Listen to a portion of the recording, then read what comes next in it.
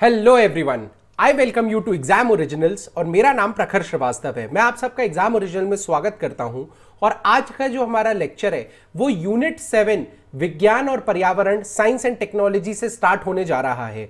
हम इस basically course में क्रैश कोर्स कवर करेंगे। ये फुल कोर्स नहीं है, ये क्रैश कोर्स है और क्रैश कोर्स 14 से 15 घंटे के बीच में होगा। वैसे अगर आप देखें एक्चुअली तो इस टॉपिक को कवर करने के लिए आपको कम से कम 40 से 50 घंटे चाहिए अगर आप प्री मेंस के पर्सपेक्टिव का साथ में कवर करना चाहते हैं, और अगर प्री के लिए भी इन डेप्थ कवर करना चाहते हैं तो आपको 40 से 50 घंटे लगेंगे। ठीक है, तो ये क्रैश कोर्स है। बेसिकली एक चीज मैं आपको क्लियर करना चाह रहा था, क्रैश कोर्स में ऐसा नहीं है हम 60-70% कंटेंट या 60% कंटेंट जो ज्यादा इंपॉर्टेंट है एग्जाम के लिए और कम टाइम में हम कवर कर सकते हैं, वो हम इस कोर्स में आपको कवर कराने की कोशिश करेंगे। मेरा नाम प्रखर श्रीवास्तव है और मैंने अपनी ग्रेजुएशन जबलपुर इंजीनियरिंग कॉलेज से पूरी की है, जिसके बाद मैंने ऑल इंडिया 3rd रैंक हासिल किया था गेट 2016 में और IIT बॉम्बे में एडमिशन लिया। उसके बाद मैंने IIT बॉम्बे छोड़ के निटी मुंबई में एडमिशन लिया, और निटी मुंबई को लोग नहीं जानते हैं, इसका दूसरा नाम है IIM मुंबई।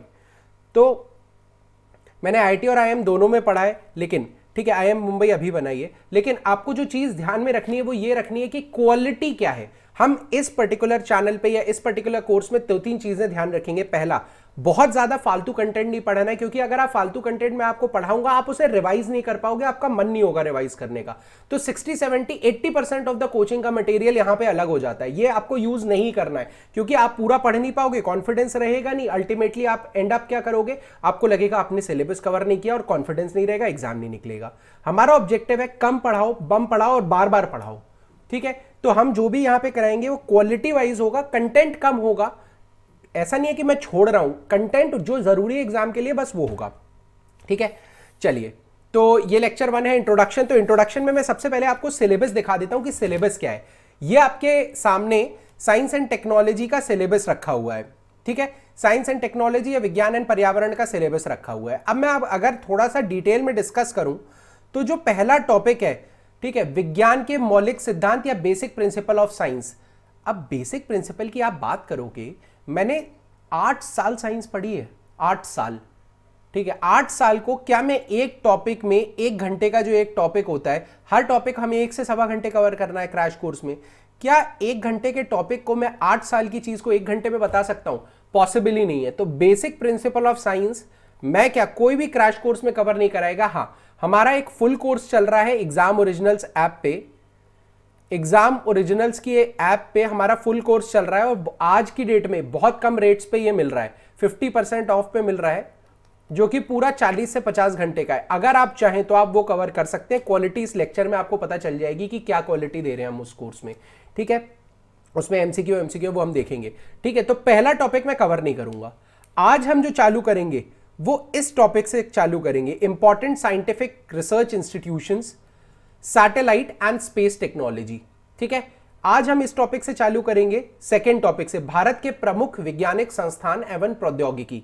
समझ में आया? सैटेलाइट, इसके बाद सैटेलाइट नहीं लिखा है यहां पे, उपग्रह भी लिखा रहना चाहिए। उपग्रह के बारे में भी हम ये जो सेकंड टॉपिक है ना, इससे चालू करेंगे। पहला टॉपिक मैं आपको नहीं कराऊंगा क्रैश कोर्स में, क्यों नहीं कराऊंगा वो मैं बताता हूं। बाकी सारे टॉपिक्स के बारे में हम करेंगे डिस्कस।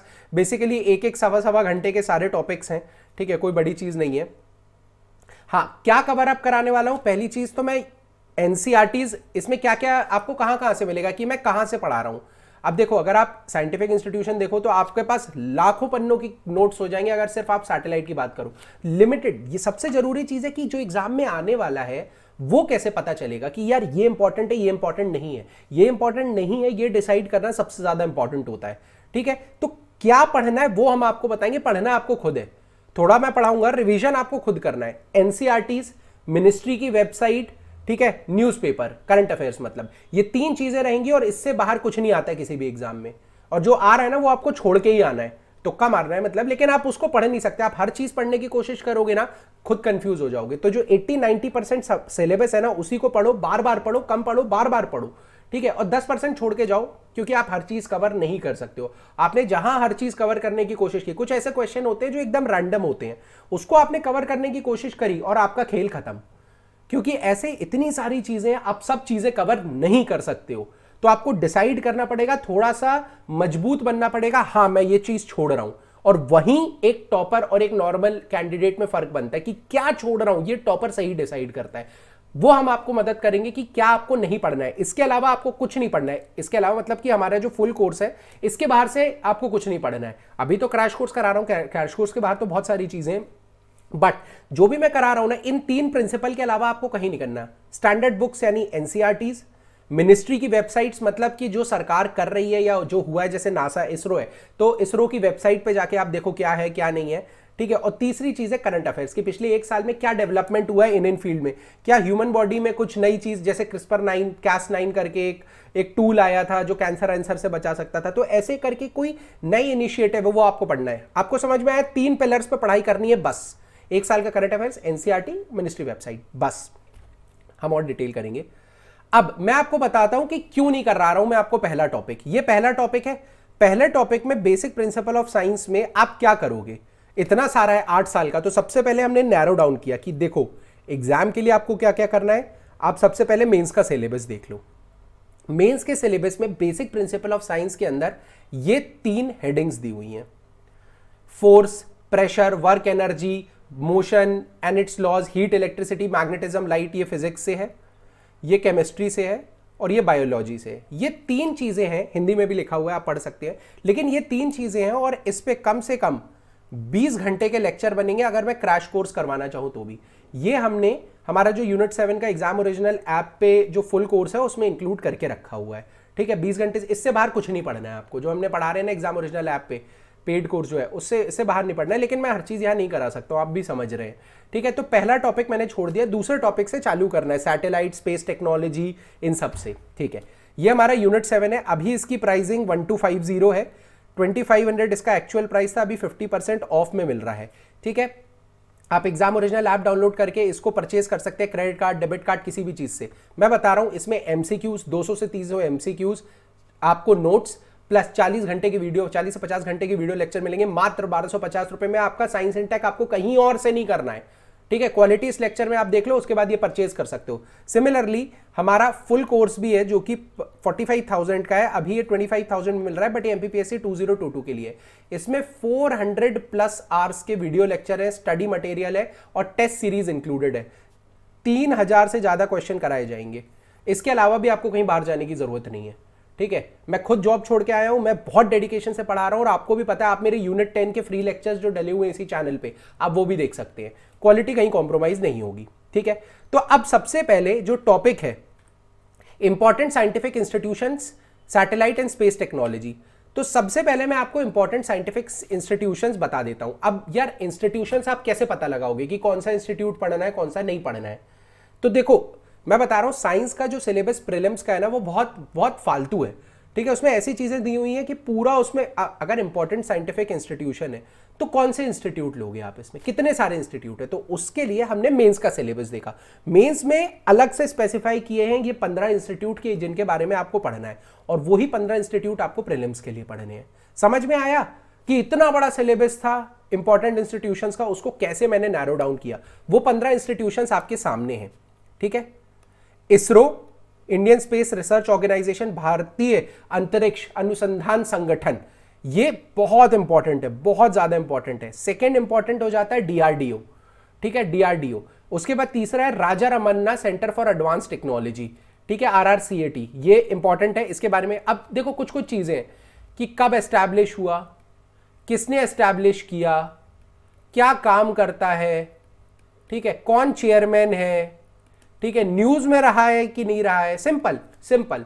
अब आप ये बोलोगे कि सर आपने बताए थे 3 पिलर, हाँ उन्हीं पिलर से मैं बता रहा हूं। इनकी ऑफिशियल वेबसाइट से इनका स्टैटिक डेटा निकलेगा और पिछले 1 साल के करंट अफेयर में अगर ये कहीं न्यूज में रहे तो वो करंट डेटा निकलेगा या करंट अफेयर्स निकलेगा।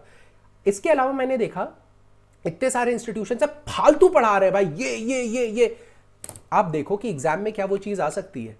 आप सबसे पहले खुद से पूछो क्या ये एग्जाम में आ सकता है, और अगर आ सकता है तो मुझे पढ़ना है। अब क्या होता है ना, लेक्चर बनाने के लिए कोई कुछ भी कर देता है, कुछ भी पढ़ा रहे हैं, बस लेक्चर लंबा करने के लिए। एक बहुत बड़ी ऑर्गेनाइजेशन है, लेक्चर लंबा करने के लिए कुछ भी पढ़ा रही है। बच्चे के अंदर अंडर कॉन्फिडेंस आ जाता है कि मैं यार पढ़ नहीं पा रहा हूं, इतना सारा सिलेबस बचा है, और अल्टीमेटली आपका एग्जाम नहीं निकलता है।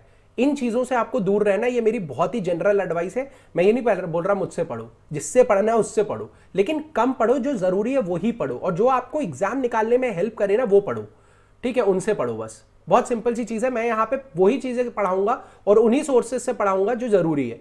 NCERT standard source, ministry website standard, websites आप ले लो एग्जैक्टली स्टैंडर्ड है, न्यूज़पेपर स्टैंडर्ड है, बस इसके बाहर से कुछ नहीं पढ़ाना है।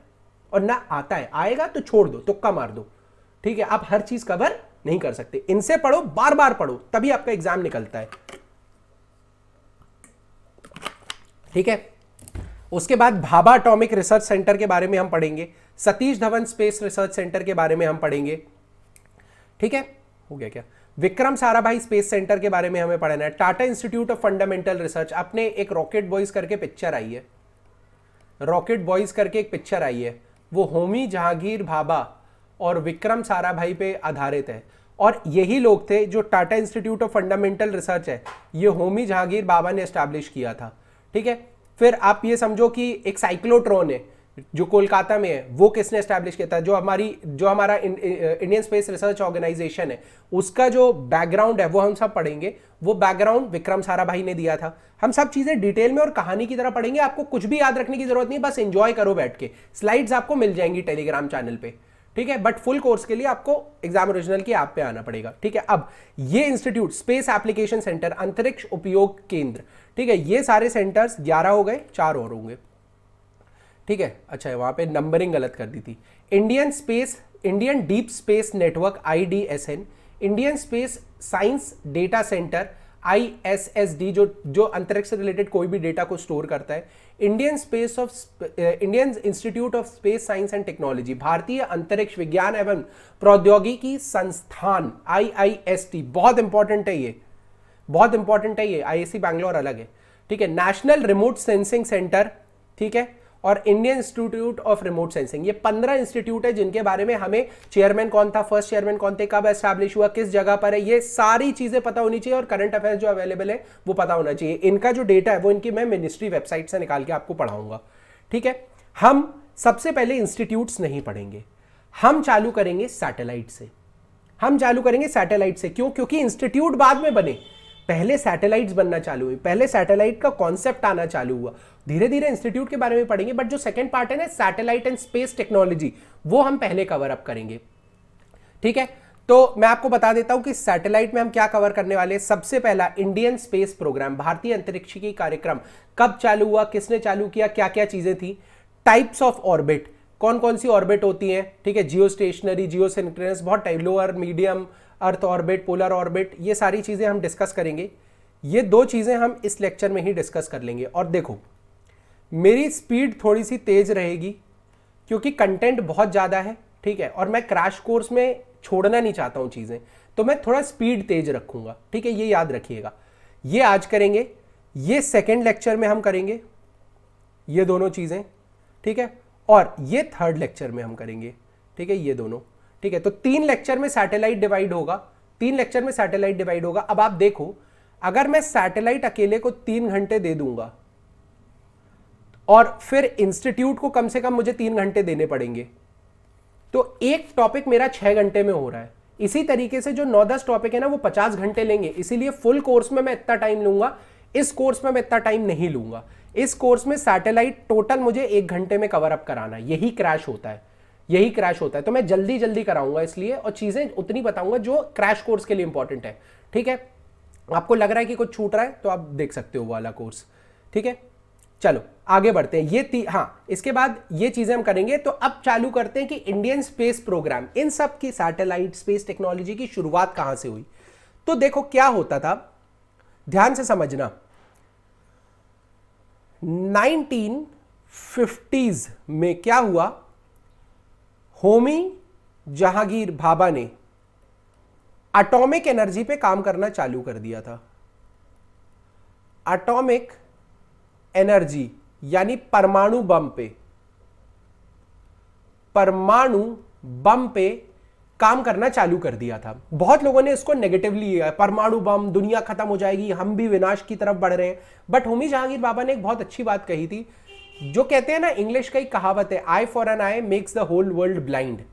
बोलते हैं कि अगर मैं भी मतलब मेरी तुमने आंख फोड़ी है, मैं भी तुम्हारी आंख फोड़ूंगा। अगर यही हमने एटीट्यूड रखा तो पूरा जो विश्व है वो अंधा हो जाएगा। सिमिलरली अगर तुमने मुझ पे बम फोड़ा, मैं भी तुम पे बम फोड़ूंगा। अगर मैंने ये स्ट्रैटेजी रखी तो विनाश विनाश हो जाएगा। लेकिन होमी जहांगीर बाबा ने बोला कि हाँ विनाश तो होगा, लेकिन अगर हमने बम नहीं बनाया तो लोग हमें दबाएंगे और हम पे बम गिरने के चांसेस ज्यादा हैं। अब देखो यार, यूक्रेन और रशिया की लड़ाई हो रही है, ठीक है। आपको पता है रशिया कभी भी सनक के न्यूक्लियर अटैक कर सकता है, बिल्कुल कर सकता है।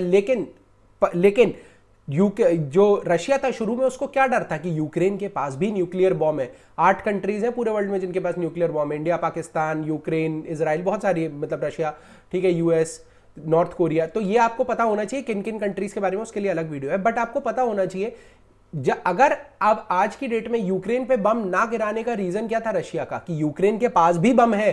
तो रशिया कहीं ना कहीं डर रहा है कि अगर मैंने तबाही मचाई तो हो सकता है हमारे लोगों को भी नुकसान हो जाए। और हिरोशिमा नागासाकी का जो अटैक है, आज भी लोग उससे सफर कर रहे हैं, आज भी बीमारियां हैं। तो कितना खतरनाक हो सकता है न्यूक्लियर अटैक। तो रशिया रुक गया। आपको नहीं लगा कि अगर यूक्रेन के पास बम नहीं होता तो रशिया अटैक भी नहीं कर पाता, रशिया अटैक कर दिया होता, सॉरी।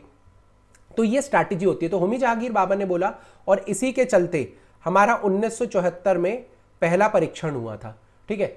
वो सब बात दूसरी है, वो हम जब एटॉमिक एनर्जी डीआरडी मतलब उसकी बार्क की बात करेंगे, रिएक्टर्स की, तब हम डिस्कस करेंगे। लेकिन अभी स्पेस टेक्नोलॉजी।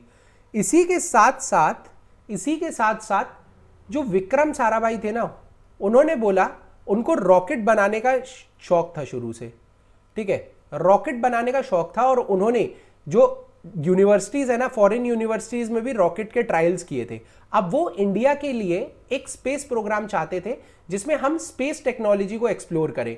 तो पंडित जवाहरलाल नेहरू ने, उस समय के जो प्राइम मिनिस्टर थे, उन्होंने ये परमिशन दी और 1960 में ये प्रोग्राम चालू हुआ, ठीक है। ध्यान से सुनना, 1960 में ये प्रोग्राम चालू होता है, ठीक है। सबसे पहली इंफॉर्मेशन जो मैं रेड बबल में रखूंगा वो एमपीपीएससी के लिए फैक्चुअल चीज है। Doctor Vikram Sarabhai is known as the founding father of Indian space programme, ठीक है। डॉक्टर विक्रम साराभाई जो थे, भारतीय अंतरिक्ष कार्यक्रम के जनक डॉक्टर विक्रम साराभाई थे, यह आपको पता होना चाहिए, ठीक है। इन्होंने पंडित नेहरू से बोल के एक डिपार्टमेंट एस्टैब्लिश करवाया, ठीक है। अब यह आप याद रखो, इनको सपोर्ट कौन करता था? इनको सपोर्ट करते थे होमी जहांगीर भाभा, ठीक है। अब होमी जहांगीर भाभा एटॉमिक एनर्जी के हेड थे, परमाणु ऊर्जा के हेड थे, ठीक है। उस समय की जो परमाणु ऊर्जा का डिपार्टमेंट है उसके हेड थे। अब ध्यान से समझो कि क्या होता है। इन्होंने बोला कि हाँ, हम परमाणु ऊर्जा के अंदर ही एक डिपार्टमेंट एस्टैब्लिश करेंगे, एक डिपार्टमेंट बनाएंगे स्पेस रिसर्च का। तो पहला जो सबसे पहला चरण था, रेड कलर, ठीक है, परमाणु ऊर्जा विभाग ने 1962 में डॉक्टर विक्रम साराभाई और डॉक्टर रामनाथन के नेतृत्व में अंतरिक्ष अनुसंधान के लिए भारतीय राष्ट्र समिति इनकोस्पार का गठन किया, ठीक है। The department of atomic energy form national committee for space research, ये नाम याद रखना। इनकोस्पार कब बनी थी? 1962 में। ये पहला स्टेप था स्पेस रिसर्च में। 1960 में चीजें चालू हुई, 1962 में इनकोस्पार की एस्टैब्लिशमेंट हुई। अब आप देखो, एक ऐसी एनर्जी के पास, हम एटॉमिक एनर्जी तब तक थोड़ा आगे बढ़ चुकी थी, तो हमारे पास पावर थी कैसे नेगोशिएट करने की। हम रशिया से नेगोशिएट करते थे, रशिया से बातचीत में थे, रशिया हमारा बहुत सपोर्ट करता था, ठीक है। इसीलिए आज इंडिया रशिया के अगेंस्ट नहीं खड़ा होता यूक्रेन के लिए। समझ में आया? इंडिया रशिया के अगेंस्ट जा नहीं सकता है, और इंडिया यूक्रेन का, मतलब इंडिया ना रशिया का सपोर्ट कर सकता है ना रशिया के विरुद्ध जा सकता है। ये आज की सिचुएशन है। क्यों? क्योंकि रशिया ने हमेशा हमारी मदद की है, और हमारा पहला रॉकेट भी रशिया की मदद से बना था। हमारा पहले इंडियन जो स्पेस में गए थे वो भी रशियन स्पेसक्राफ्ट में गए थे। तो रशिया ने हमेशा इंडिया को इंपॉर्टेंस दी है, ये याद रखना, क्योंकि रशिया को पता था कि यूएस से लड़ने के लिए एक स्ट्रांग नेशन की जरूरत है, और इंडिया एक बहुत स्ट्रांग नेशन है, ठीक है। चलो, अंतरिक्ष प्रोग्राम की शुरुआत होती है। सबसे पहला अंतरिक्ष प्रोग्राम कौन सा था? अंतरिक्ष का शुरुआत कहां से होती है? इनकोस्पार बना 1962 में, ठीक है। उसके बाद 15 अगस्त 1959, ठीक है, इसरो का गठन किया गया। कुछ छूटा है क्या बीच में? हाँ, 15 अगस्त 1959 इसरो का गठन किया गया। एक स्लाइड छूट गई है शायद बीच में।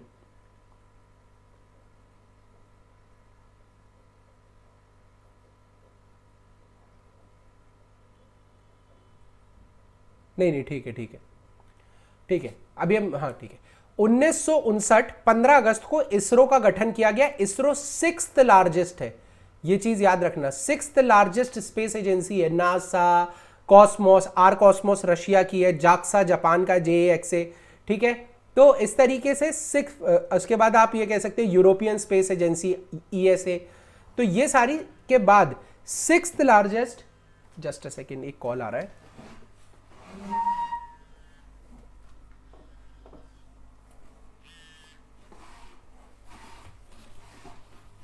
सॉरी।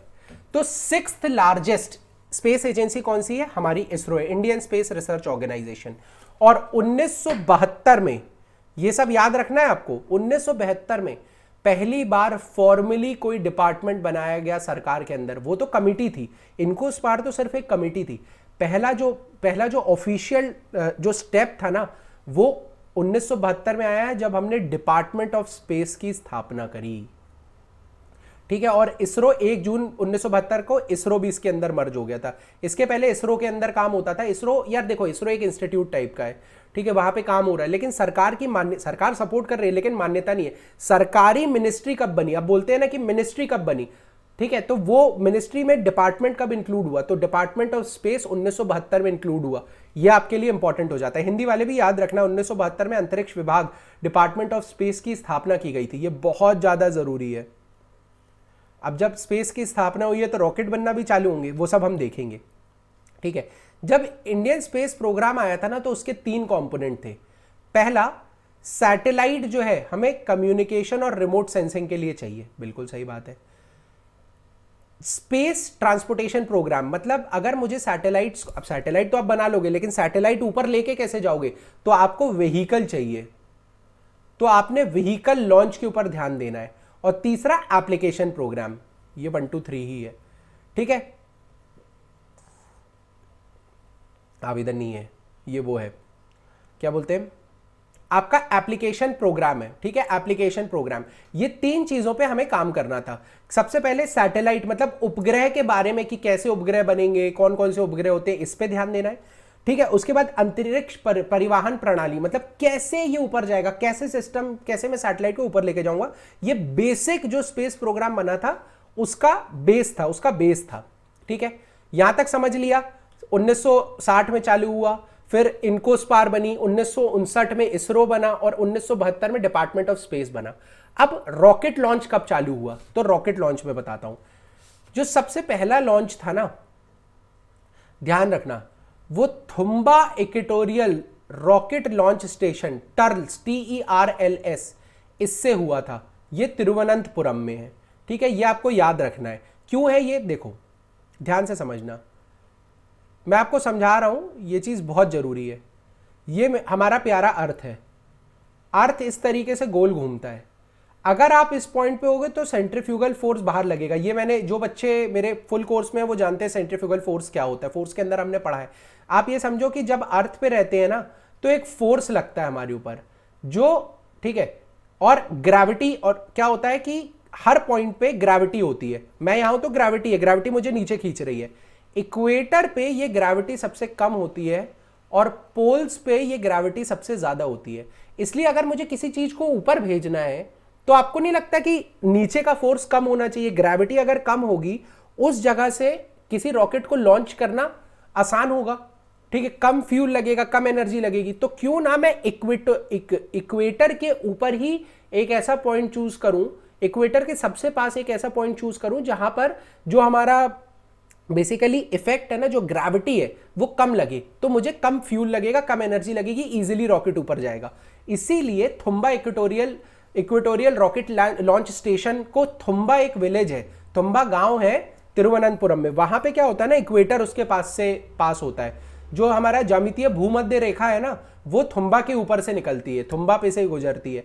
तो इसी वजह से थुम्बा एक ऐसी जगह है जहां पे ग्रेविटी सबसे कम थी और ऊपर जाने के चांसेस सबसे ज्यादा थे, और यही रीजन था कि थुम्बा को चुना गया। 21 नवंबर 1963 को सबसे पहला साउंडिंग रॉकेट हमने लॉन्च किया था, ठीक है। और ये कौन सा रॉकेट था? ये नाइकी अपाचे था, जो हमने यूएस से लिया था। ये आपको याद रहना चाहिए। पहला जो रॉकेट हमने लॉन्च किया था ना, ठीक है, Thumba equatorial rocket launch station से, वो रॉकेट लॉन्च में हमारा काम था, लेकिन रॉकेट बनाने में वो हमने नाइकी अपाचे करके नाम था और वो यूएस से लिया था। ठीक है, ये याद रखना, नाइकी अपाचे, और वो हमने किससे खरीदा था? अमेरिका से खरीदा था हमने। ठीक है, 21 नवंबर 1963 को पहला लॉन्च हुआ। बिल्कुल सही बात है भाई। अब 1 जनवरी, अब ये हो गया 1963 में, 4 साल बाद 1 जनवरी 1967 को अहमदाबाद में सैटेलाइट से कम्युनिकेशन करने की एक के लिए एक इंस्टीट्यूट डाला गया कि अब देखो, रॉकेट तो लॉन्च करना आता है, सैटेलाइट हम ऊपर भेज सकते हैं, लेकिन उस सैटेलाइट से हम कम्युनिकेट कैसे करेंगे? उसके लिए 1 जनवरी 1967 को सैटेलाइट कम्युनिकेशन सेंटर, उपग्रह संचार का एक केंद्र हमने अहमदाबाद में खोला। 20 नवंबर 1967 को, बहुत बड़ा दिन है ये इंडिया के लिए, 20 नवंबर 1967 को हमने पहला अपना खुद का बनाया हुआ रॉकेट लॉन्च किया। ठीक है, 1 नवंबर 1963 को हमने रॉकेट तो पहली बार लॉन्च किया था, बट वो यूएस से आया था। ठीक है, 20 नवंबर 1968 को हमने पहला रॉकेट लॉन्च किया जिसका नाम था RH-75, और ये इंडिया का पहला इंडिजीनियस साउंडिंग रॉकेट था। हमारा पहला साउंडिंग रॉकेट, स्वदेशी साउंडिंग रॉकेट को ये बोलते हैं, परिज्ञापी रॉकेट, स्वदेशी परिज्ञापी रॉकेट RH-75 लॉन्च किया। ये नाम आपको याद रहना चाहिए। आप नोट्स बनाते चलो साथ में भाई। नोट्स देखो, मैं बता रहा हूं, आपको लगता होगा अरे सर आपकी स्लाइड ले लो, हम पढ़ लेंगे, रिवाइज कर लेंगे। नहीं, किताबें होती है, क्या आप किताबों से रिवाइज कर पाते हो? नहीं, क्योंकि वो किसी और के नोट्स है।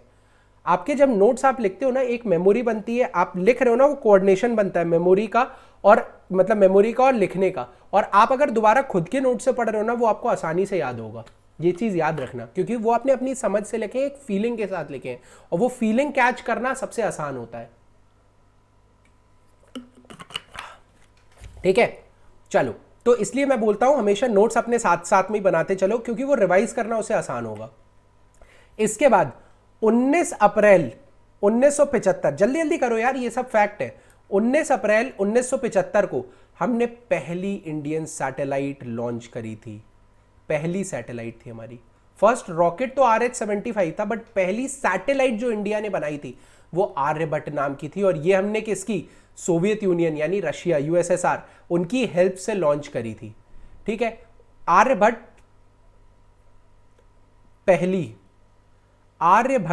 पहली भारतीय उपग्रह को सोवियत संघ की मदद से लॉन्च किया गया था। कब? 19 अप्रैल 1975 को।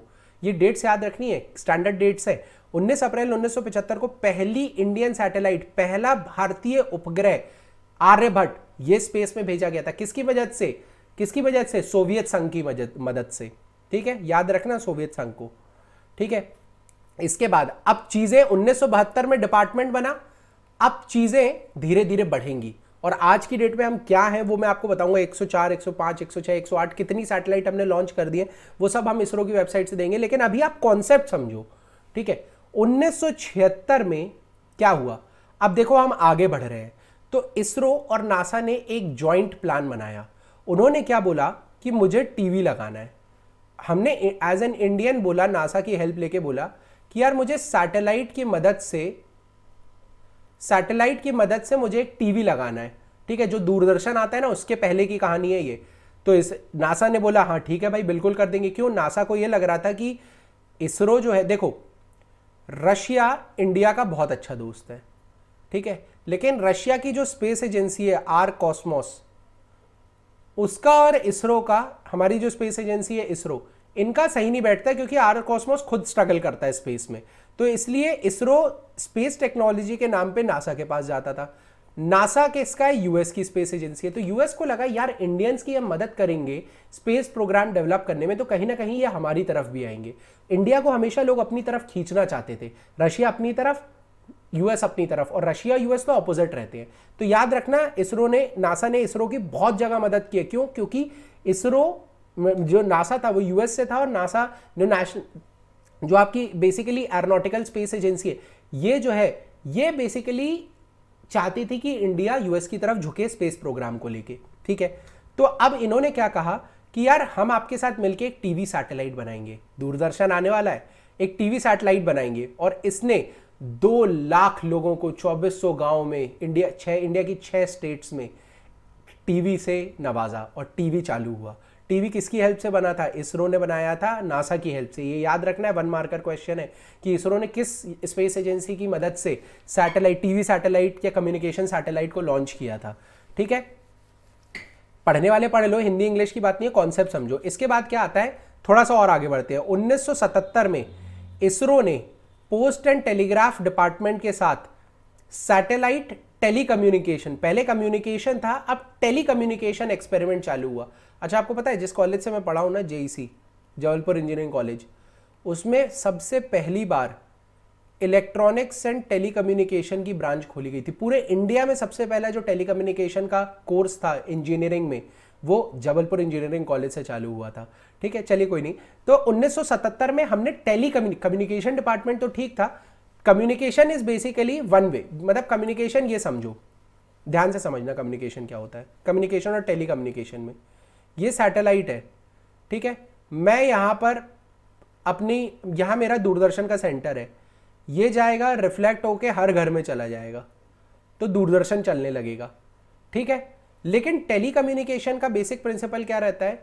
फोन की बात करो तो आपने बोला यहां गया, ये किसी एक के पास गया, यहां से इसने बोला तो आपके पास भी आया, तो ये 2 वे कम्युनिकेशन होता था और ये 1 वे कम्युनिकेशन था। तो अब हम 1 वे कम्युनिकेशन से दोनों साइड से कम्युनिकेट करने की तरफ आगे बढ़ रहे थे, इसलिए सैटेलाइट टेलीकम्युनिकेशन का एक एक्सपेरिमेंट किया गया इसरो और टेलीग्राफ डिपार्टमेंट के साथ 1977 में। और 1979 में, 1979 में भास्करा 1 एक एक्सपेरिमेंटल सैटेलाइट छोड़ी गई, जो अर्थ ऑब्जर्वेशन सैटेलाइट थी, जो अर्थ पे निगरानी रखेगी कि कैसा मौसम हो रहा है, कहां पे फसल तो नहीं खराब हो रही है, कहां पे सूखा पड़ रहा है, कहां पे गर्मी ज्यादा है। अर्थ एक्सपेरिमेंटल सैटेलाइट। तो सबसे पहली अर्थ ऑब्जर्वेशन सैटेलाइट कौन सी थी? भास्करा 1। भास्करा 1, ठीक है, भास्कर 1 पृथ्वी अवलोकन के लिए एक प्रौद्योगिक उपग्रह लॉन्च किया गया। कब? 1979 को। ठीक है, 1980 में जो चीजें शुरू हुई वो काफी अच्छी नहीं थी। ठीक है, हमने अपना पहला लॉन्च व्हीकल बनाया। अब लॉन्च व्हीकल, रॉकेट बन गया था, सैटेलाइट बन गई। ठीक है, रॉकेट आपने बताया, फिर सैटेलाइट बनी। अब हमें लॉन्च व्हीकल, उस सैटेलाइट को ऊपर ले जाने के लिए सबसे पहला खुद का व्हीकल बनाना था। हमने जो सबसे पहला लॉन्च व्हीकल बनाया, सैटेलाइट लॉन्च व्हीकल 3। ठीक है, ठीक है, ये हमने क्या किया, इस पे जो सैटेलाइट रखी थी, रोहिणी रखी थी, और इसको उड़ाने की कोशिश करी और वो फट गई। ठीक है, तो 1980 की शुरुआत कोई बहुत अच्छी नहीं थी। ठीक है, जो पहला लॉन्च व्हीकल था इंडिया का वो फट गया था। और 1900 फिर सेकेंड, पहला लॉन्च व्हीकल फट गया था। जब दूसरी बार अटेम्प्ट किया था तो ये सक्सेसफुली ऊपर चला गया था। और इसी के साथ साथ SLV-3 हमारी पहली लॉन्च व्हीकल बनी थी। SLV-3, आज आप सुनते हैं ना GSLV, ठीक है, PSLV, ठीक है, कायरोजेनिक इंजन, ये सब जो लॉन्च व्हीकल है, ये सैटेलाइट को आसमान में, रॉकेट मतलब सैटेलाइट को ऊपर ले जाने का काम करते हैं। जो पहला लॉन्च व्हीकल था ना इंडिया का, वो SLV-3 था। इतने डेप्थ और इतनी स्टोरी के साथ यूजुअली नहीं पढ़ते हो आप लोग, जो जरूरी हो मैं बस वही पढ़ा रहा हूं। और 1984 में, ठीक है, इनसैट 1A, 1984 में इनसैट 1A सबसे पहली communication, broadcasting and metrology satellite India द्वारा लॉन्च की गई। उसके बाद फिर हमने रेगुलरली लॉन्च करना चालू कर दिया, तो इसके बाद हम नहीं पढ़ेंगे, बट बेसिकली आपको समझ में आया कि जर्नी कैसी रही है। अच्छा, थोड़ा सा और बचा है, सॉरी। फिर 1984 में USSR, सोवियत यूनियन ने हमें पहला मौका दिया, और ये कौन है? ये राकेश शर्मा जी है, जो सबसे पहले भारतीय थे जो अंतरिक्ष में गए थे। और ये किस फ्लाइट पे गए थे या किस रॉकेट पे गए थे? तो सोवियत यूनियन का रॉकेट था सोयूज T11, इसके ऊपर ये अंतरिक्ष में गए थे। तो और 2 लोग और भी थे, आपको उन 2 लोगों के नाम भी कमेंट सेक्शन में बताने अगर आपको पता हो तो। ठीक है, ये स्टैंडर्ड चीजें हैं यार। पहला भारतीय किन 2 लोगों के साथ गया था सबसे ऊपर, आपको पता होना चाहिए कि कौन, बाकी 2 नाम क्या थे। तो आपको ये चीजें बेसिकली याद रखनी है। टोटल अभी तक 5 लोग जा चुके हैं अंतरिक्ष में, राकेश शर्मा, कल्पना चावला, और कौन है, सुनीता विलियम्स, ठीक है, और एक और अभी कोई गई है ना, नाम नहीं याद आ रहा मुझे उनका, अभी गई है यार, एक और नाम क्यों नहीं याद आ रहा। 5 लोग गए हैं अंतरिक्ष में। ठीक है, देखते हैं, चलो कोई नहीं। बट 1984 में सोवियत यूनियन हमारा दोस्त था, उसने सबसे पहला मौका हमें दिया और अपने रॉकेट सोयूज T11 पे एक इंडियन को जाने का मौका दिया। वो इंडियन कौन थे? राकेश शर्मा, 1984। और 1988 में हमने अपनी पहली रिमोट सेंसिंग सैटेलाइट, हमारी सबसे पहली रिमोट सेंसिंग सैटेलाइट कौन सी थी? IRS-1A, पहला operational Indian remote sensing satellite IRS-1A को लॉन्च किया।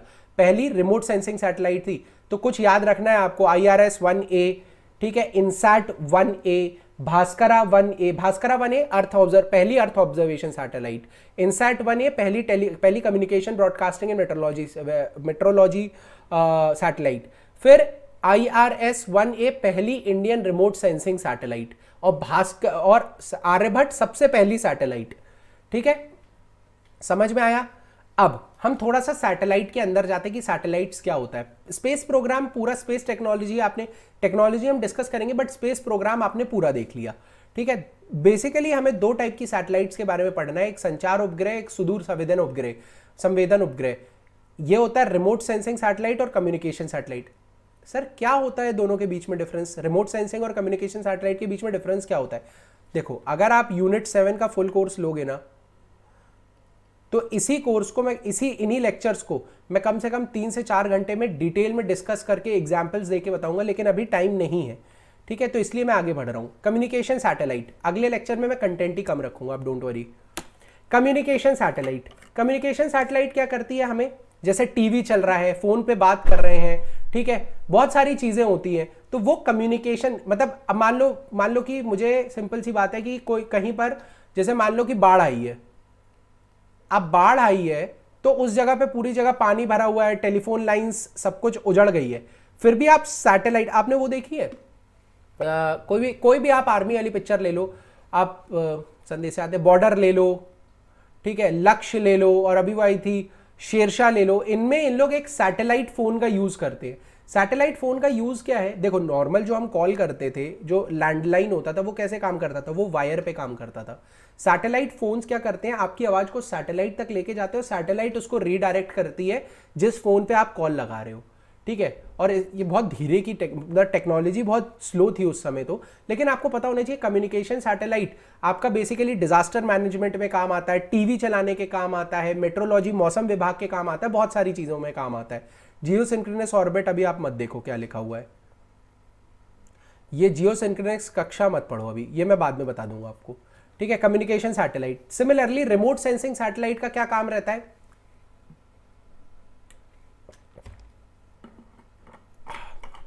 देखो, मान लो कि आपको सतह का एनालिसिस करना है, सेंस करना है, देखना नहीं, आपको कुछ चीज नहीं भेज रहे हो, सेंस करना है कि कहां पे कितनी गर्मी है, कहां पे टेम्परेचर ज्यादा है, कहां पे टेम्परेचर कम है, कहां, जैसे आपका जो जीपीएस है, जीपीएस भी आपका रिमोट सेंसिंग सैटेलाइट के थ्रू चलता है।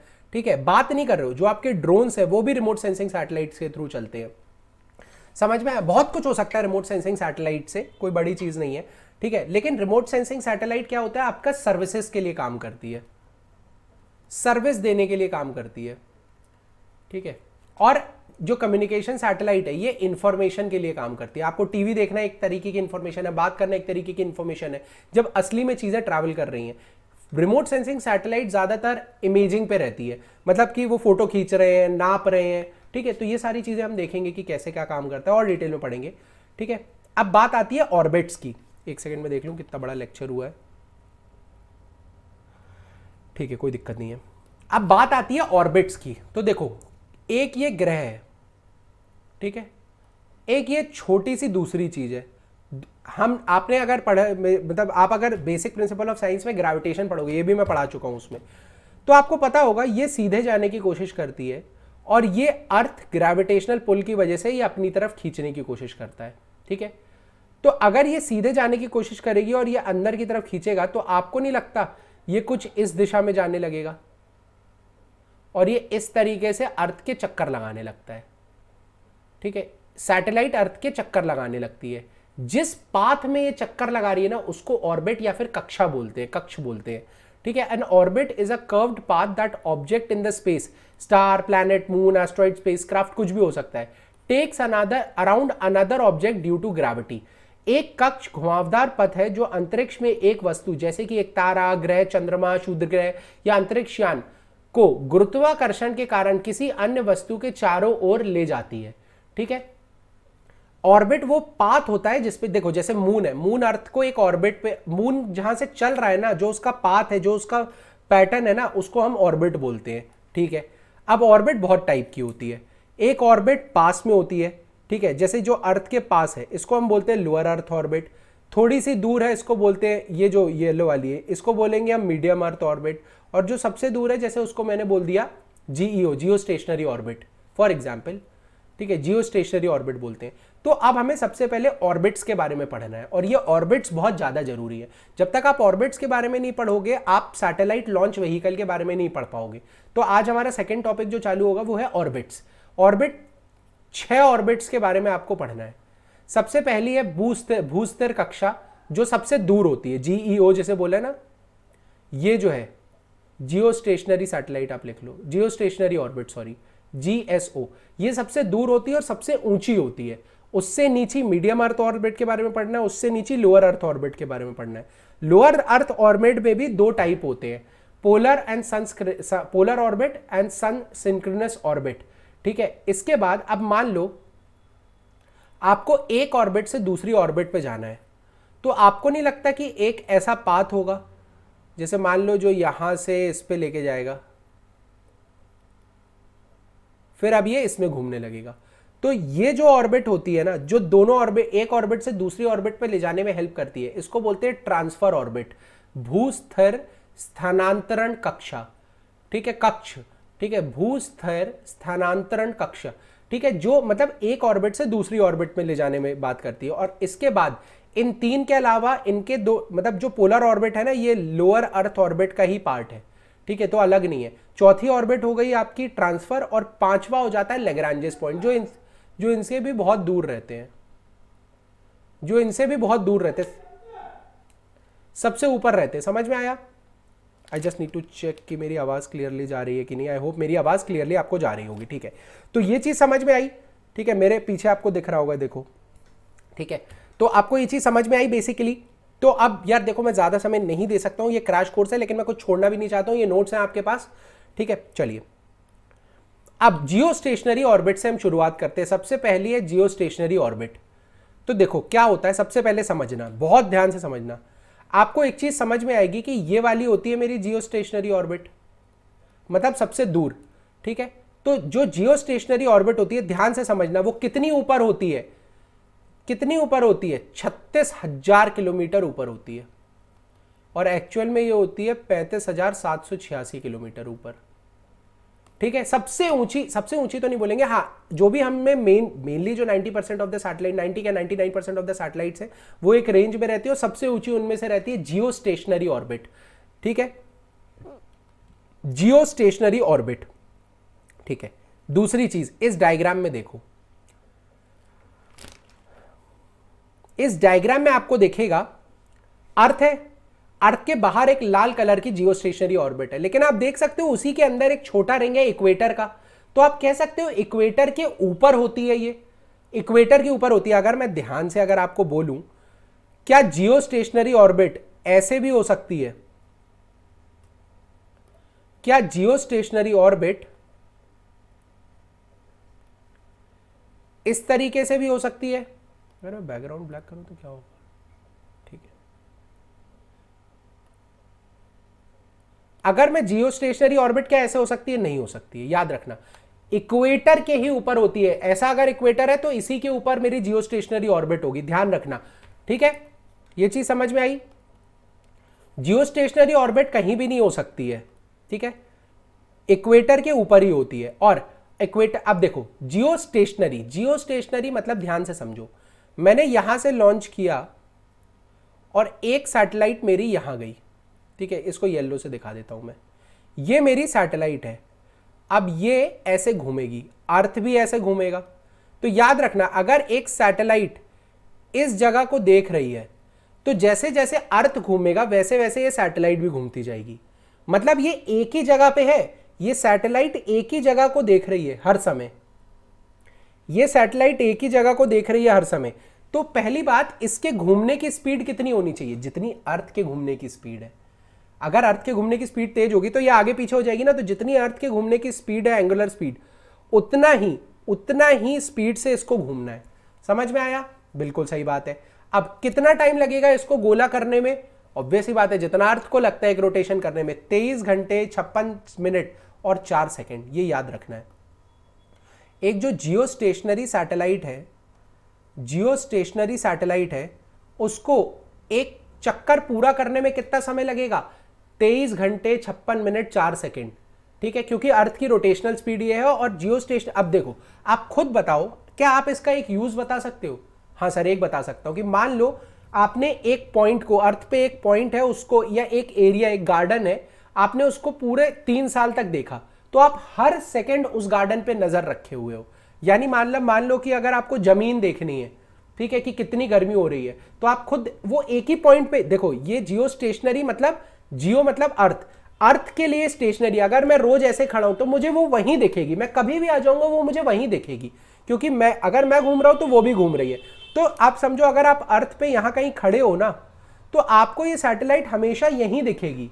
समझ में आया? अर्थ पे जो अर्थ की पोजीशन, अर्थ के रिस्पेक्ट में इसकी पोजीशन चेंज नहीं होती।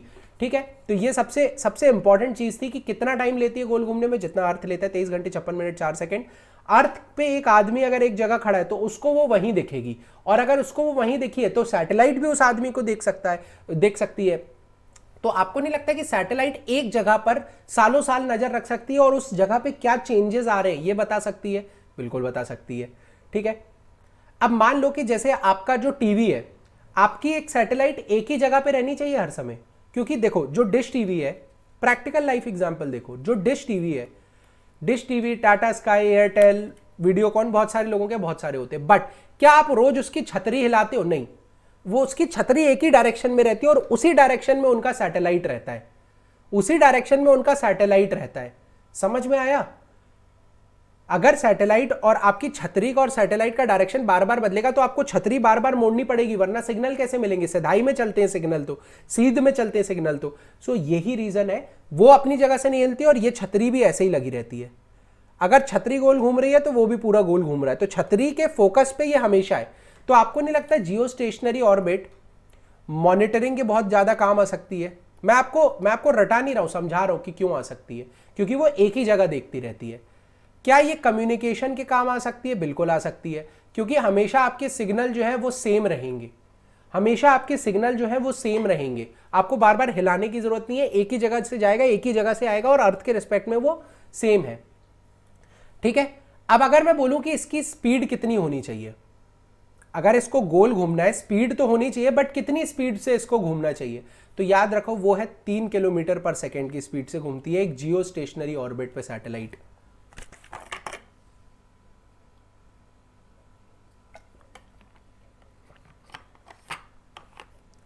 जियो स्टेशनरी ऑर्बिट पे सैटेलाइट 3 किलोमीटर पर सेकंड की रफ्तार से गोल घूमती है और कितनी ऊंचाई पे रहती है? 35,786, ये लिखा हुआ है। पृथ्वी के घूर्णन से पूरी तरह मेल खाने के लिए 35,786 किलोमीटर की ऊंचाई पर जीईओ मतलब जियो स्टेशनरी सैटेलाइट मतलब उपग्रह की गति लगभग 3 किलोमीटर प्रति सेकंड के हिसाब से होनी चाहिए। 3 किलोमीटर प्रति सेकंड के हिसाब से होनी चाहिए। बिल्कुल सही बात है। इस स्लाइड पे वही लिखा है जो मैं आपको लॉजिकली बता चुका हूं। ठीक है, समझ में आया? मॉनिटरिंग के लिए यूज होती है, मैंने बता दिया। सैटेलाइट का जो आईना है वो एक ही जगह रहता है, तो ये टेली कम्युनिकेशन के लिए यूज होती है। समझ में आया? ये चीज लिखी भी हुई है, आप पढ़ सकते हो हिंदी और इंग्लिश में, यह मैं आपको पढ़ा चुका हूं। ठीक है, इसमें कोई भी बिल्कुल टाइम वेस्ट नहीं करना है मुझे। ठीक है, अब आप देखो, खुद समझो, एक छोटा सा एग्जाम्पल लेके बताता हूं मैं। ये अर्थ है, एक सैटेलाइट है जो यहां है, ठीक है, और ये 30 डिग्री का स्पैन है इसका। ठीक है, 30 डिग्री का स्पैन है। अगर मैं 30 डिग्री का स्पैन है तो ये वाला एरिया कवर कर रही है। अगर मैं इसको दूर ले जाऊं, तो अर्थ में हटा देता हूं यहां से। अगर मैं इसको दूर ले जाऊं, मान लो ये अर्थ से बहुत ज्यादा दूर है, ठीक है, तो आपको नहीं लगता कि असली में अब ये कवरेज कितना देगी? यहां तक देगी। ठीक है, तो इस बार जो अर्थ है उसका साइज बढ़ गया। तो आपको नहीं लगता कि जितनी दूर सैटेलाइट, खुद लॉजिक समझो, जितनी दूर सैटेलाइट रहेगी, आप एक टॉर्च जलाओ, पास में रहोगे तो छोटे से एरिया पे बनता है, दूर जाते हो तो बड़े एरिया पे बनता है टॉर्च। तो सिमिलरली अगर सिग्नल जा रहे हैं, अगर आप पास में रहोगे तो इतने एरिया में सिग्नल जाएंगे, अगर आप दूर चले जाओगे तो जहां इतने एरिया में रहे, लेकिन अगर आप दूर हो तो ज्यादा फैलाव में आपको मिलेगा। तो जितना ज्यादा दूर उतना ज्यादा फैलाव में सिग्नल मिलते हैं। लेकिन हाँ, पास में रहोगे तो क्वालिटी बहुत अच्छी होती है, दूर जाओगे तो क्वालिटी कम हो जाती है। लेकिन हाँ, अगर आपको ज्यादा एरिया कवर करना है, ज्यादा एरिया कवर करना है तो बिल्कुल आपको दूर रखनी पड़ेगी। अब देखो, जो आज की डेट में कंपटीशन हो रहा है ना कि यार मेरा चैनल ज्यादा अच्छा है, एचडी क्लियरिटी, तो एचडी क्लियरिटी के लिए क्या कर रहे हैं ना, इसको पास लाते जा रहे हैं, थोड़ी कम दूरी पे लगा रहे हैं टेलीकम्युनिकेशन सैटेलाइट। तो भले ही इनका पैसा ज्यादा लग रहा है, ये इतना ही एरिया कवर कर पा रही हो, लेकिन बहुत हाई डेफिनेशन क्वालिटी मिल जाती है। तो ऐसे ही इन्होंने क्या किया, 6 सैटेलाइट लगा दी, ठीक है, 6-7 सैटेलाइट लगा दी, तो इन्होंने पूरा वर्ल्ड कवर कर दिया। ठीक है, पैसा लग रहा है उन सैटेलाइट को मेंटेन करने का, लेकिन हाँ क्वालिटी भी तो दे रहे हैं, ये पूरी सतह को कवर कर लेंगे। तो अब आपको खुद पता है कि जितनी ऊंची उतनी ज्यादा कवरेज, लेकिन अब क्वालिटी के लिए क्या करना पड़ेगा, आपको सैटेलाइट को नीचे लगाना पड़ेगा। तो आपका एरिया ज्यादा नहीं रहेगा, लेकिन हाँ आपके सिग्नल स्ट्रांग रहेंगे, आपकी क्वालिटी बहुत अच्छी रहेगी। सेकेंड आ जाता है मीडियम अर्थ ऑर्बिट, कोई भी बहुत बड़ी चीज नहीं है। जियो स्टेशनरी अर्थ ऑर्बिट जो 35,768 रहती है, उसके नीचे एक ऑर्बिट रहती है। अब देखो ये कहीं भी हो सकती है, यहां से यहां तक कहीं भी हो सकती है। पहले मैं आपको लोअर अर्थ ऑर्बिट बता देता हूं, जो 160 से 1200 किलोमीटर के बीच में रहती है ना, उसको, जो 160 से 1200 किलोमीटर के बीच में रहती है, उसको हम बोलते हैं क्या, लोअर अर्थ ऑर्बिट। अच्छा, प्लेन कितनी हाइट पे चलते हैं, तो याद रखना 14 किलोमीटर पे ऊपर चलते हैं। 14 किलोमीटर की हाइट पे प्लेन इन चलते हैं, उनसे बहुत ऊपर होती है सैटेलाइट की। तो 160 से 1200 किलोमीटर के बीच में ये लोअर अर्थ ऑर्बिट होती है। और लोअर अर्थ ऑर्बिट, ये लोअर अर्थ ऑर्बिट है, और ये आपका जियो स्टेशनरी ऑर्बिट है। इन दोनों के बीच में कहीं भी मीडियम अर्थ ऑर्बिट कहीं भी हो सकता है। समझ में आया? जरूरी नहीं है कि 1200, 14,000, 16,000, 18,000, 20,000 सब पे आपको क्या मिलेगा, ठीक है, 20,000, 22,000, 25,000, ये सब मीडियम अर्थ ऑर्बिट में आता है। और यहां पर आपकी नेविगेशन सैटेलाइट्स लगती हैं, ये सब एनसीईआरटी का है,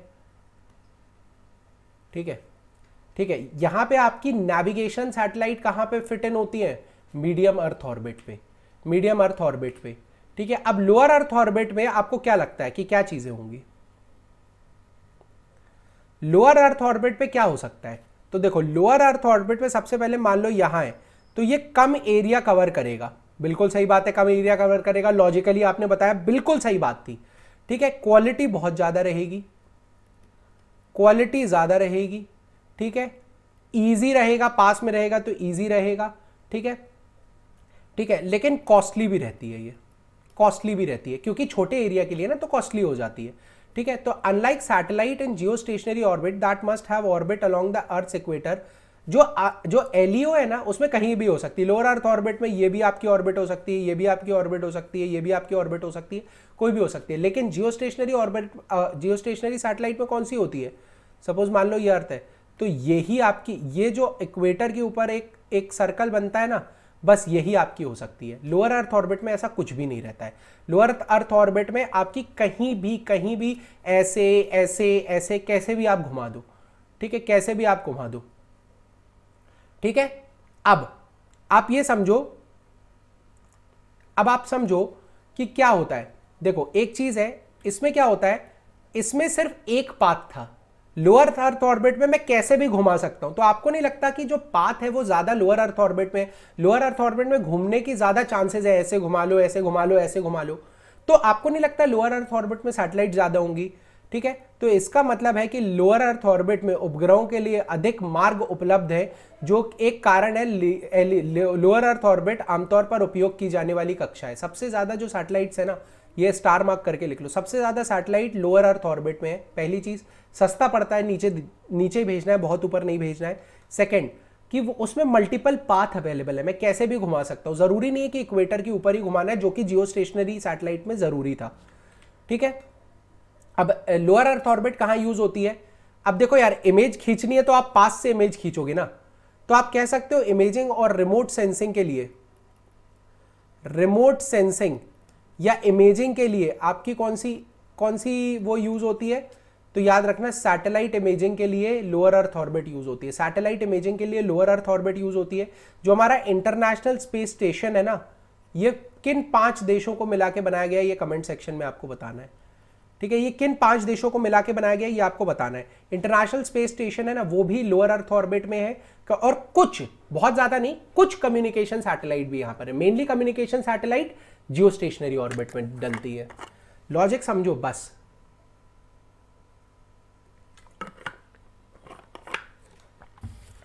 ठीक है, अब इसके बाद आती है पोलर ऑर्बिट।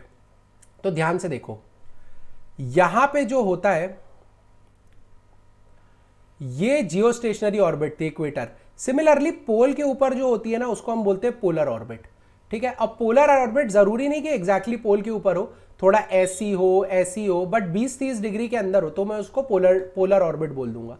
पोलर ऑर्बिट एक तरीके की लो अर्थ ऑर्बिट ही है। लो अर्थ ऑर्बिट ही है पोलर ऑर्बिट, एक तरीके की लो अर्थ ऑर्बिट है। पोलर ऑर्बिट एक तरीके की लो अर्थ ऑर्बिट है, और ये पोल के ऊपर से निकलती है। मतलब जो उपग्रह है ना, वो ऐसा north to south, south to north, इस तरीके का, इसके क्या बोलते हैं, इस तरीके का जो है रेवोल्यूशन करेगा north to south. Whereas geosynchronous medium orbit, lower earth orbit, देखो medium orbit, medium earth orbit और लोअर अर्थ ऑर्बिट बेसिकली क्या है, डिस्टेंस है बस, बाकी कुछ नहीं है। तो पोलर ऑर्बिट पोल के ऊपर से निकलती है, जियो स्टेशनरी इक्वेटर के ऊपर से निकलती है।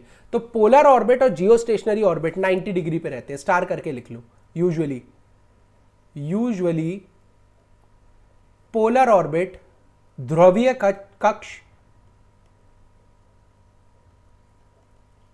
And equatorial orbit, Jio stationery orbit, भूमध्य रेखा, ठीक है, भूमध्य रेखा के ऊपर जो रहता है ये 90 डिग्रीज पे रहते हैं। पोलर ऑर्बिट ऐसे चलती है और वो ऐसे चलती है। समझ में आया? Polar orbit lower earth orbit होती है, 200 से 1000 किलोमीटर के बीच में रहती है। अब एक और चीज आती है जो सन सिंक्रोनस ऑर्बिट आती है। अब ये चीज एक पोलर ऑर्बिट का टाइप है। तो क्या होता है देखो, ध्यान से समझो, ये आपका अर्थ है। अब जियो स्टेशनरी सैटेलाइट अर्थ के हिसाब से घूमती थी, ठीक है, ये आपकी सैटेलाइट है मान लो, और ये आपका सन है। तो जैसे जैसे अब जियो स्टेशनरी में सैटेलाइट अर्थ के हिसाब से घूमती थी, जियो सन सिंक्रोनस में क्या होगा, जो सैटेलाइट है वो सन के हिसाब से घूमेगी। जैसे जैसे सन घूमेगा वैसे वैसे ही घूमेगी। तो इसीलिए कहते हैं अगर आज मैंने 12 बजे एक को देखा है, ठीक है, तो कल भी मैं 12 बजे उसको सैटेलाइट को वहीं देखूंगा, परसों भी 12 बजे उस सैटेलाइट को वहीं देखूंगा, शाम को 4 बजे अगर मैंने यहां देखा है तो उसके बाद भी मैं उस सैटेलाइट को यहीं देखूंगा, उसके बाद भी अगले दिन भी सैटेलाइट को यहीं देखूंगा। समझ में आया? तो सन सिंक्रोनस सैटेलाइट क्या होती है? ध्रुवीय कक्षाओं में उपग्रह आमतौर पर पृथ्वी से उत्तर से दक्षिण की ओर यात्रा करते हैं। सूर्य तुल्यकालिका कक्ष एक विशेष प्रकार का ध्रुवीय कक्ष है। इसमें उपग्रह ध्रुवीय क्षेत्रों में यात्रा करते हुए सूरज के साथ समकालिक होते हैं। मतलब जैसे जैसे सन घूमेगा, सिंक्रोनस होते हैं, जैसे जैसे सन घूमेगा वैसे वैसे हमारा उतनी स्पीड से हमारा उपग्रह भी घूमेगा या सैटेलाइट भी घूमेगी। समझ में आया? तो अगर मैं बोलूं सन, अगर आप सन पे खड़े होकर उसको देख रहे हो तो आपको वो एक ही जगह दिखेगा। खुद सोचो, अगर आप सन पे खड़े होकर देख रहे हो तो वो आपको एक ही जगह दिखेगा। लेकिन इस केस में क्या हो रहा है, अर्थ, इस केस में इसकी वेलोसिटी 10 है, इसकी भी 10 है, दोनों की सेम रहेगी, लेकिन इसकी 15 है, ठीक है। तो अगर आप ध्यान से देखोगे तो ये गोल घूमेगा और ये धीरे घूमेगा। तो इसीलिए अगर आप अर्थ पे खड़े हो तो आपको वो पीछे जाता हुआ दिखाई देगा थोड़ी थोड़ी देर में, ठीक है। लेकिन अगर आप सूरज पे खड़े हो तो वो आपको एकदम सामने ही दिखेगा, क्योंकि उसकी और सूरज की स्पीड सेम है। समझ में आया? अब कितनी स्पीड होनी चाहिए सूरज की स्पीड से अगर आपको मैच करना है, तो आपको याद होना चाहिए वो स्पीड होती है 7.5 किलोमीटर पर सेकेंड। जस्ट अ सेकेंड, एक सेकेंड,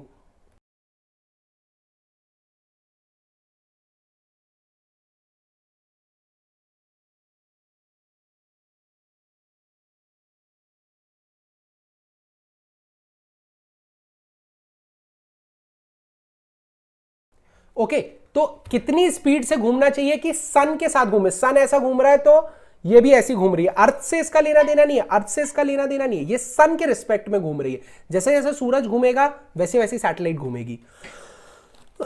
वो होने के लिए इसकी जो स्पीड है वो 7.5 किलोमीटर पर सेकेंड, 7.5 किलोमीटर प्रति सेकेंड की रफ्तार से जाना चाहिए, और ये 600 से 800 किलोमीटर ही ऊपर होता है, मतलब लोअर अर्थ ऑर्बिट में ही होता है, क्योंकि पोलर भी लोअर अर्थ ऑर्बिट का टाइप है, ठीक है। और लोअर पोलर में भी एक स्पेसिफिकली होती है सन सिंक्रोनस ऑर्बिट, तो उसमें क्या होता है 600 से 800 किलोमीटर ऊपर रहती है वो। समझ में आया? ये सब तो पढ़ चुके हैं। अब जियो स्टेशनरी ट्रांसफर ऑर्बिट या फिर भू स्तर स्थानांतरण ऑर्बिट, तो आपको ज्यादा लॉजिक नहीं लगाना है, सिंपल सी बात है। आपको रॉकेट यहां से यहां भेजना है, तो एक चीज आप ये कर सकते हो, बैकग्राउंड ब्लैक कर लिया जाए, हाँ, एक चीज आप ये कर सकते हो, जूम,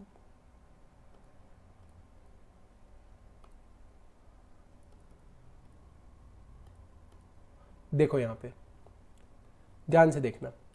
अब देखो, एक चीज आप ये कर सकते हो कि यहां से रॉकेट 5 करोड़ रुपए लगा के भेजो।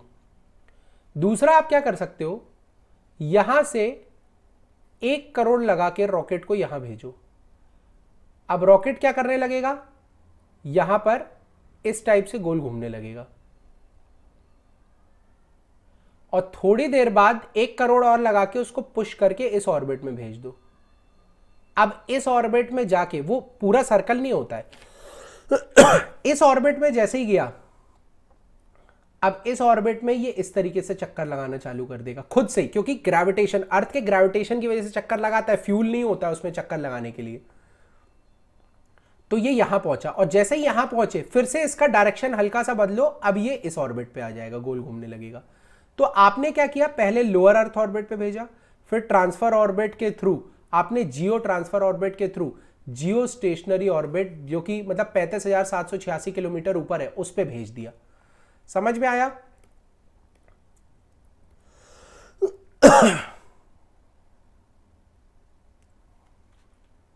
समझ में आ गया? तो यही बेसिकली जियो ट्रांसफर ऑर्बिट होती है, ये आप देख लो यहां से कैसे करेंगे, ठीक है। समझ में आया? वाइट कर लेते हैं।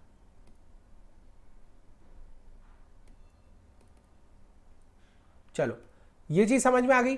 तो आपको ये चीज समझ में आ गई कि जियो ट्रांसफर जो ऑर्बिट होती है वो क्या काम करती है। वो बेसिकली मुझे बिना फ्यूल के बहुत हाइट तक ले जाने में हेल्प करती है। वरना खुद सोचो 35,000 किलोमीटर के लिए कितना फ्यूल लग जाएगा। आप छोटा सा छोड़ो, यहां रिवॉल्व करना चालू करो, और जैसे यहां पर आए फिर डायरेक्शन बदल दो, तो ये इसमें गोल घूमने लगेगी।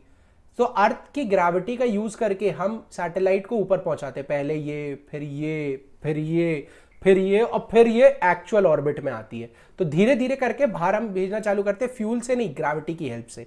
यही चीज यहां लिखी हुई है, आप पढ़ सकते हो। लास्ट है लेग्रांजे पॉइंट। लेग्रांजे पॉइंट क्या होते हैं, ध्यान से देखना, मैं समझा देता हूं लेग्रांजे पॉइंट होते क्या है। एक सेकेंड, यही मैं आपको समझा देता हूं।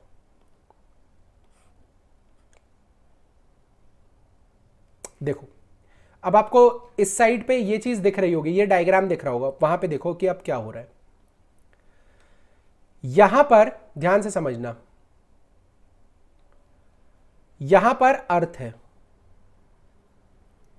ये मून है, ठीक है, और यहां कहीं सन भी है, ठीक है, ये सन है, मतलब मान लो ये सन है। अब आप अगर ध्यान से देखोगे, अगर यहां कोई चीज है तो ये अपनी तरफ खींचेगा, और मून भी अपनी तरफ खींचेगा धीरे से। लेकिन L1 एक ऐसा पॉइंट है जहां पर अर्थ की तरफ खींचने वाली ग्रेविटी और मून की तरफ खींचने वाला फोर्स, ये दोनों बराबर हो जाते हैं। क्यों? क्योंकि यहां से डिस्टेंस ज्यादा है, यहां से डिस्टेंस कम है, इसका फोर्स कम है, लेकिन इसके पास है। तो ये एक ऐसा पॉइंट है जहां पे आपको एनर्जी, अगर मेरे को हवा में खड़े रहना है वहां पे, तो मैं खड़ा रह सकता हूं। सच में आप भी खड़े रह सकते हो। क्यों? क्योंकि जो मुझे अर्थ की तरफ फोर्स खींच रहा है या मून की तरफ फोर्स खींच रहा है, मेरे ऊपर बैलेंस रहता है। ऐसे सारे पॉइंट्स जो बैलेंस करते हैं, ये रहे ऐसे सारे पॉइंट्स, जैसे ये अर्थ है, ये मून है, ये सन है, ऐसे सारे पॉइंट्स जो हमें मेंटेन करने में हेल्प करते हैं। अगर मैं L1 पॉइंट को देखूं तो सन का फोर्स, अर्थ का फोर्स और मून का फोर्स यहां पे 0 रहता है। तो मैं अगर L1 पॉइंट पे हूं तो मैं खड़ा रह सकता हूं, मुझे कोई एनर्जी नहीं चाहिए इस पॉइंट पे खड़े रहने के लिए। क्यों? क्योंकि इधर इधर इधर के फोर्सेस मुझे बैलेंस कर देंगे। समझ रहे हो, इधर इधर इधर के फोर्सेस मुझे बैलेंस कर देंगे। So that is why L1 L2 L3 L4 L5 कुछ ऐसे पॉइंट्स है जहां पर इफेक्टिव फोर्स कम रहता है, हमें कम एनर्जी लगानी पड़ती है। ठीक है, तो अब सबसे ज्यादा L1 और L2 ये दो पॉइंट्स यूज होते हैं, L1 और L2 ये दो पॉइंट्स यूज होते हैं। L3 तो कभी मतलब पॉसिबली मतलब वो ये होता है बेसिकली कि अगर मैंने अर्थ की ऑर्बिट में ही किसी सैटेलाइट को घुमाया है तो वो खुद सोचो आधे साल में घूम के यहां पे पहुंचेगी। 1 साल लगता है ना पूरा घूमने में, तो आधे साल घूम के वो वहां पे पहुंचेगी। ठीक है, इस पॉइंट पे मैं रख सकता हूं, ऐसा नहीं है कि सन के भी पार है, ऐसा कुछ नहीं है। सूरज बीच में है, अपने आप मैं कुछ नहीं करूंगा, बस सैटेलाइट को अगर खुद की ऑर्बिट पे भी घुमा दूंगा अगर, तो भी वो आधे साल में सन के उस पार पहुंच जाएगी। तो ये कुछ पॉइंट्स होते हैं जो हम रखते हैं। क्यों इन्हें हम रखते हैं या क्यों इन पॉइंट्स की इज्जत है? क्योंकि ये बैलेंस पॉइंट्स होते हैं, यहां पे मुझे एनर्जी नहीं लगती। सन का फोर्स, मून का फोर्स, अर्थ का फोर्स बराबर कर देता है। तो लैग्रांजे पॉइंट समझ लो जल्दी से। ठीक है, अब देखो क्या होता है, एक और रीजन है। ठीक है, उसमें समझो कि क्या मेनली रीजन मैंने आपको बता दिया लैग्रांजे पॉइंट का। उसके बाद दूसरा रीजन क्या होता है कि मान लो कि मुझे कहीं डार्क मैटर, अब यहां की फोटो लेनी है मुझे, ये आपको दिख रहा है, यहां की फोटो लेनी है मुझे, ब्लू कलर का दिख रहा होगा, यहां की फोटो लेनी है मुझे। अगर मुझे यहां की फोटो लेनी है तो आपको नहीं लगता, अगर अगर मतलब मान लो कि जैसे यहां पर हूं मैं, यहां से अब मुझे मान लो कि यहां की फोटो लेनी है। ठीक है, अब अगर मुझे यहां की फोटो लेनी है तो ये डार्क मैटर है। जस्ट अ सेकेंड,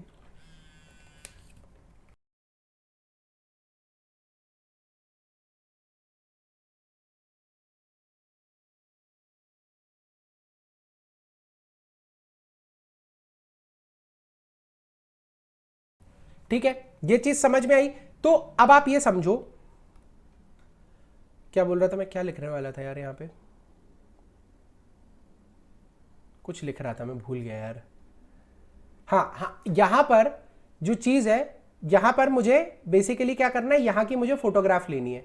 इसको मैं बोलता हूं डार्क मैटर, डार्क स्पेस, जहां पे लाइट नहीं है। अगर यहां से थोड़ी भी लाइट निकलेगी, एक पॉइंट भी लाइट निकलेगी ना, तो मुझे वो कैप्चर करनी है। लेकिन आप खुद सोचो, अगर मैं अर्थ के पास हूं, अर्थ खुद लाइट ट्रांसमिट करता है, अगर उस पॉइंट पे ही वहां से लाइट निकली तो मैं फोटो नहीं खींच पाऊंगा। तो इस कैमरे को अंधेरे में रहना जरूरी है। कैमरा, आपने पुराने कैमरे देखे होंगे ना, वो एकदम बिल्कुल अंधेरे में रहते थे, क्योंकि अगर थोड़ी भी लाइट आई तो फोटो खराब हो जाती है। समझ में आए? तो इसीलिए इन कैमरों को दूर रखना है। तो अर्थ से बहुत दूर रखे जाते हैं लैग्रांजे पॉइंट पे, ताकि हम फोटो खींच सकें। और इंडिया का एक मिशन आ रहा है बहुत ही जल्दी, आदित्य L1 मिशन। वो सन की जो फ्लेयर है ना, कोरोना बोलते हैं उसको, बाहर की जो फ्लेम्स है उसको स्टडी करने के लिए अर्थ का एक मिशन आ रहा है, आदित्य L1। ठीक है, समझ में आया? ये सब लिखा हुआ है, कोई बड़ी चीज नहीं है। ठीक है, ये आप लिख सकते हो। ये कितना ऊपर होता है, ये कहो आप एक 1 पॉइंट मतलब 15 लाख किलोमीटर के भी ऊपर होता है। ये 1000, 1.5 लाख, 15 लाख किलोमीटर के ऊपर होता है। जियो स्टेशनरी सैटेलाइट तो 36,000 किलोमीटर के ऊपर होती है, बट ये जो एक्सेस है ये 15 लाख किलोमीटर ऊपर होती है। समझ में आया? लेकिन इसका यूज क्या है वो भी मैंने आपको बता दिया। अर्थ से दूर रहती है, ठीक है, प्रॉपर इमेजिंग में हेल्प करती है, स्टेबिलिटी में हेल्प करती है। और आप ये समझो कि क्या बोलते हैं, मतलब चलो छोड़ो वो सब तो छोड़ो। हाँ ठीक है, जो मिशंस हैं आदित्य L1 के वो मैंने लिखे हुए, मतलब जो L1 पॉइंट के जो मिशन है। अब L1 पॉइंट की बहुत लड़ाई होती है, हर नेशन के बीच में L1 पॉइंट की लड़ाई होती है, क्योंकि सबको L1 पे रखना है, क्योंकि L1 सबसे स्टेबल पॉइंट है, एनर्जी नहीं लगेगी, पैसा ही नहीं लगेगा।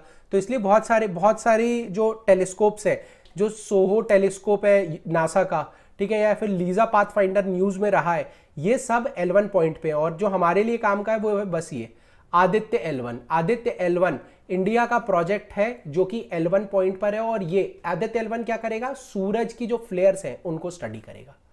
ठीक है, ये कुछ ऑर्बिट्स हैं, सारी ऑर्बिट्स को मैंने एक साथ लग दिया है, ऑर्बिट का पार्ट खत्म हो गया है। और अब हम नेक्स्ट लेक्चर में स्टार्ट करेंगे GSLV। बहुत डिटेल में कराया है, लेकिन यही चीज अगर मैं 2.5 घंटे में पढ़ाता ना तो शायद मैं और बेटर तरीके से पढ़ा लेता, लेकिन ये क्रैश कोर्स है, यहाँ मैं पढ़ा नहीं सकता हूँ। ठीक है, बहुत सारे एफर्ट्स लगते हैं यार, साउंडिंग, अब ये वीडियो एडिट होगा, ये स्लाइड्स बन रही हैं, वीडियोस बन रहे हैं, तो बहुत सारी टीम रहती है। ठीक है, उनके पेमेंट का भी देखना पड़ता है। तो दैट इज़ वाई थोड़ा सा मतलब बहुत मिनिमम चार्जेस हैं हमारे। इस कोर्स का चार्ज अभी 1250 रुपये है, और हाँ ये 5 दिन के अंदर बढ़ जाएगा।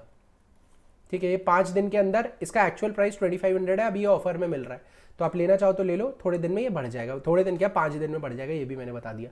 प्रीलिम्स की टेस्ट सीरीज है, यूनिट 9 के कंप्लीट कोर्सेज है, 40-40 50-50 घंटे के कोर्स है और इसके बाहर आपको कुछ भी नहीं करना है। समझ में आया? चलिए, so thank you, all the best. I hope आपको मजा आया होगा लेक्चर में, आपने काफी सारी चीजें कवर अप कर ली। कोई भी डाउट हो तो मुझे बताइएगा, ऐसे ही लेक्चर्स चलते रहेंगे। Thank you and all the best. और don't forget to follow us on Instagram पे हमारे न्यूज़लेटर आते हैं डेली, वो फॉलो करो। हमारा व्हाट्सएप नंबर है, उसमें अगर कोई कोर्स खरीदना है, डाउट हो रहा है तो करो। एग्जाम ओरिजिनल का ऐप डाउनलोड कर लो, उसमें बहुत सारा फ्री स्टडी मटेरियल भी है। ठीक है, चलिए, thank you, all the best. I hope आपको मजा आया होगा।